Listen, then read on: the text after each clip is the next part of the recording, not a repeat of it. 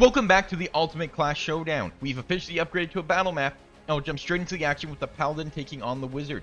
We'll start by rolling initiative. The Paladin gets a 15, the Wizard gets a 15. We'll start with the Wizard. The Wizard's going to keep its range, and it is going to attempt a Witch Bolt attack against the Paladin. That is a 17 to hit. It does not hit the Paladin. We move over to the Paladin. The Paladin's going to go ahead and use this 30 feet of movement to get into melee range of the Wizard.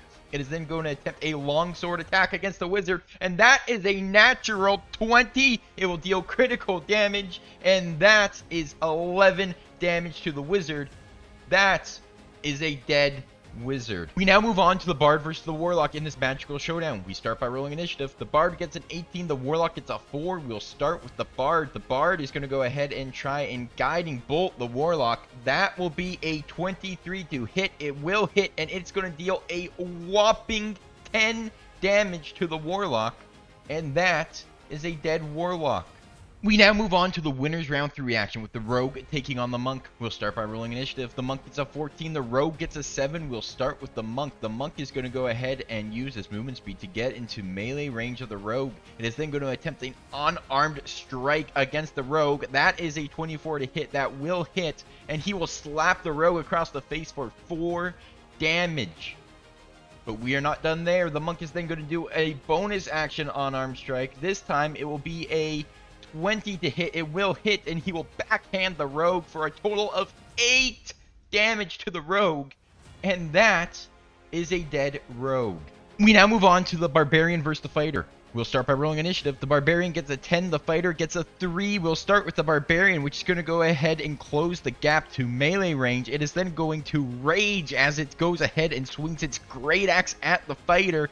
That is a natural 20 to hit. It will deal critical damage, and that is a staggering 18 damage to the Fighter, and that is a dead Fighter. We now move back down to the loser's bracket as the Paladin takes on the Rogue. We'll start by rolling initiative. The Paladin gets a 17, the Rogue gets a 10. We'll start with the Paladin. The Paladin is going to go ahead and close into melee range. It is then going to swing its longsword at the Rogue. That is a 20 to hit. It will hit, and it is going to deal 11 damage to the Rogue, and that is a dead Rogue. We move on to our final battle of the day as the Bard takes on the Fighter. We start by rolling initiative. The Bard gets a 5, the Fighter gets a 13. We'll start with the Fighter, which is going to instantly close the gap and get into melee range to the Bard. It is then going to go ahead and swing its greatsword against the Bard. That is a 17 to hit. That will hit, and it is going to deal 13 damage to the Bard, and that is a dead Bard. We now take a look at the updated brackets. In the semifinals, you have the Monk versus the Barbarian.